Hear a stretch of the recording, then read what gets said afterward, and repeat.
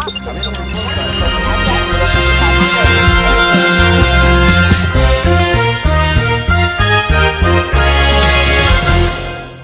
પંથક દિવસે ને દિવસે ક્રાઇમનું હબ બનતું હોય તેવું જોવા મળી રહ્યું છે। ત્યારે નંદાસર રોડ ઉપર આવેલ એક હોટલની અંદર કર્મચારીઓ સૂઈ રહ્યા હતા, જ્યારે એક ઈસમ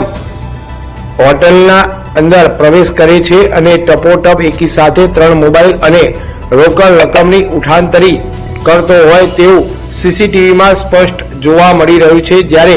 હોટલના કર્મચારીઓએ માલિકને વાત કરી હતી અને નંદાસર પોલીસ સ્ટેશનમાં ફરિયાદ નોંધાવી હતી, જ્યાં બીજી તરફ કડી તાલુકાના થોળ પાસે આવેલ એનકે કંપનીમાંથી આઈસર તેલના ડબ્બા ભરીને કડી તરફ આવી રહ્યું છે અને બીજી બાજુ મેળાદ્રજ નજીક આઈસરના પાછળ એક ડાલુ આવતું હોય અને તેના અંદર બેઠેલ માણસો ટપોટપ તેલના ડબ્બા ઉતારતા હોય તેવું દ્રશ્ય સીસીટીવીમાં કેદ થવા પામ્યું છે।